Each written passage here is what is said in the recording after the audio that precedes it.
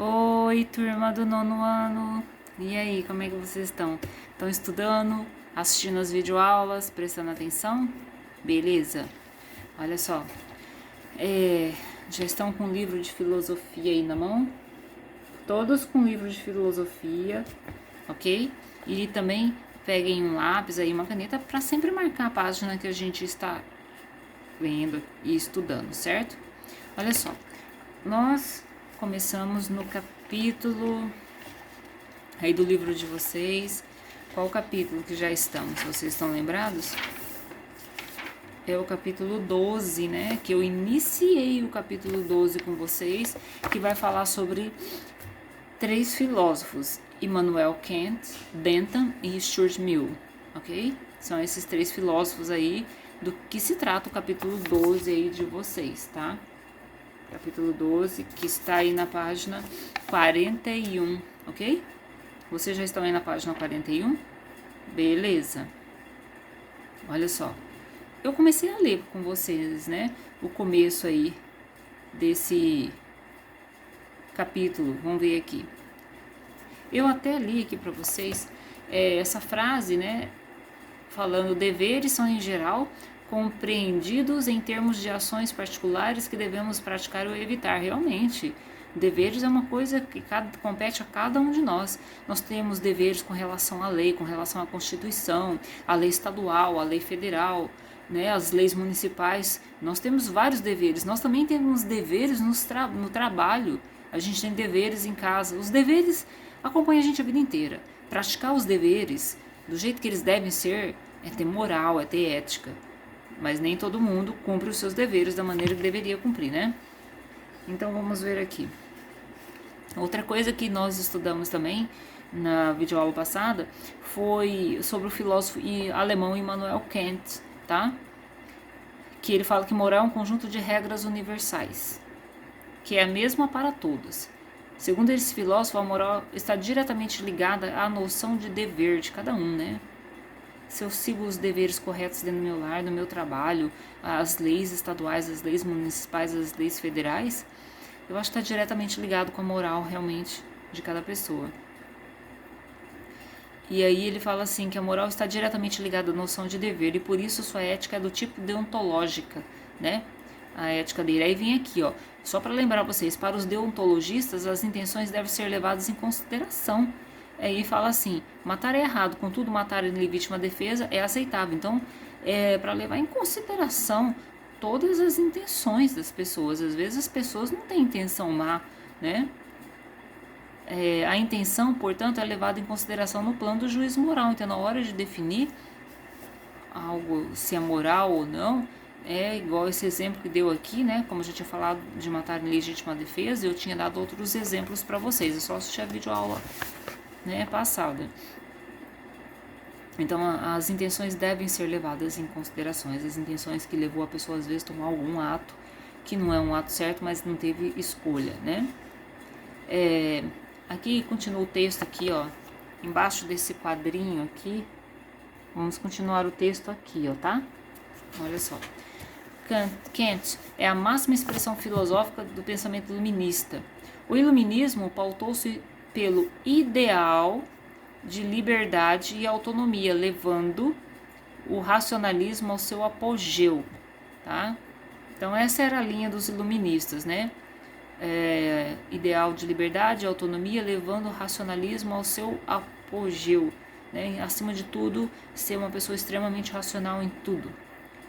Kant escreveu obras epistemológicas, de teoria de conhecimento, ele escreveu obras jurídicas, ele escreveu obras políticas, tá? E éticas, lógico. No âmbito da reflexão ética e moral, destacam-se as seguintes obras de Immanuel Kant: Crítica da Razão Prática e Fundamentação da Metafísica dos Costumes. Nossa, uns nomes assim bem, né? Difíceis até, bem complicado para esses filósofos.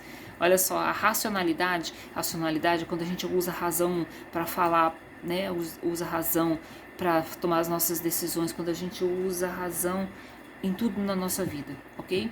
Então a racionalidade apresenta-se para Kant como possibilidade de exercício da liberdade. Então para ele, liberdade é você ser racional. Se você usa da sua razão, se você é um ser racional e não e sabe fazer as escolhas de maneira racional, então você está praticando o exercício da liberdade, certo? Na medida em que torna possível a exerção de uma finalidade ética na ação humana, né? Então, vou ler a frase toda aqui para entender. A racionalidade apresenta-se para Kant como possibilidade de exercício da liberdade na medida em que torna possível a exerção de uma finalidade ética na ação humana. As ações humanas, para ele, precisava ter uma ética, né? Lógico, acho que todas as ações humanas têm que ser pautadas pela ética, né? E sempre pela razão, que aí sim vai fazer sempre boas escolhas, as coisas sempre vão dar mais certo. O indivíduo que faz pleno uso do seu entendimento, olha só, da sua racionalidade, é um indivíduo autônomo, pois é capaz de guiar-se pela própria consciência.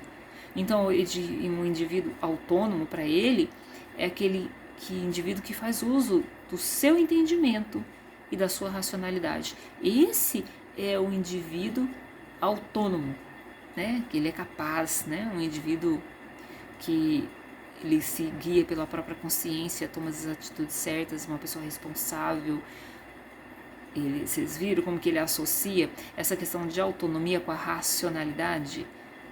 Porque que adianta a pessoa falar, eu tenho autonomia, eu tenho meu dinheiro, eu tenho minha casa, eu tenho meu carro, ninguém manda em mim. Isso não é ser racional, né? Não tem racionalidade na arrogância, não tem racionalidade no egoísmo, não tem racionalidade na falta de amor, né? Não tem racionalidade na ambição de ser isso, de ser aquilo e não se importar com as pessoas ao seu redor. Olha só, ele não obedece aos outros, mas a si mesmo, né? Não aos seus impulsos e desejos, mas à lei moral que traz dentro de si. Então está falando do indivíduo.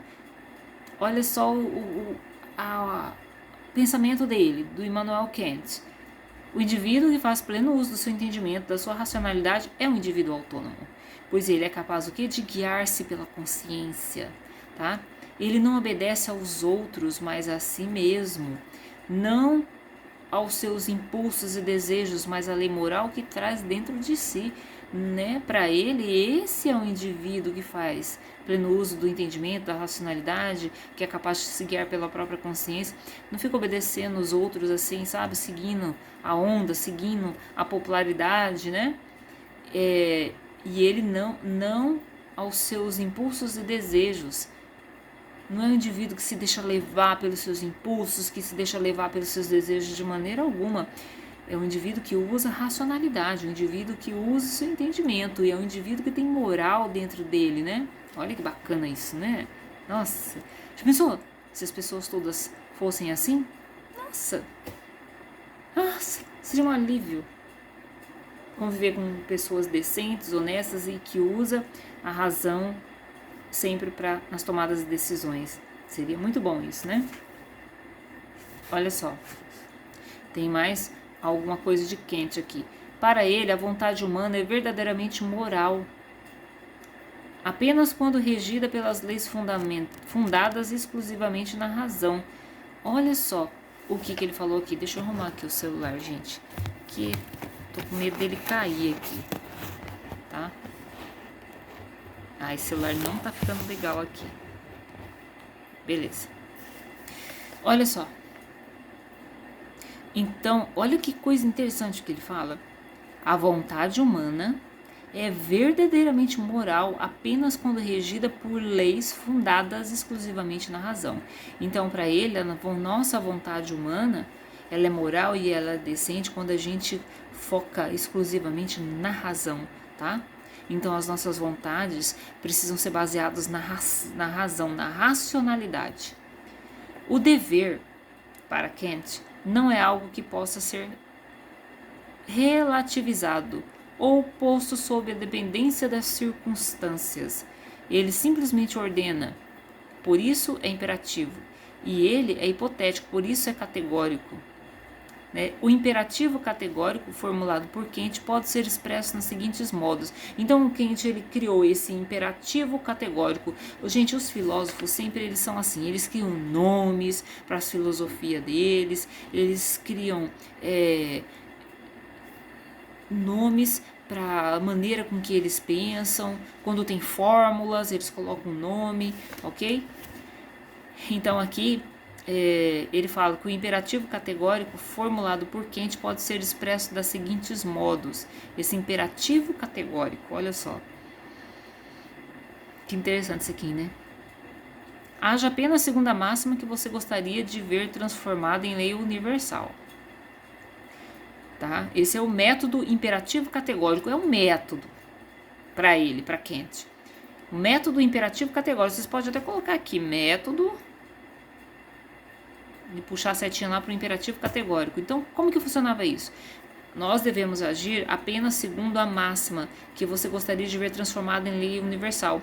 Você tem que agir de tal maneira que você gostaria que todas as pessoas, né, e que existisse uma lei universal que agissem dessa mesma maneira, ok?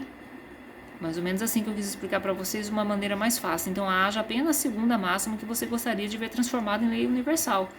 Agir de maneira raivosa, agir de maneira impulsiva, agir de maneira egoísta, isso não pode ser transformado em lei universal. A lei universal é aquela lei que mantém a ordem, os bons costumes e a disciplina.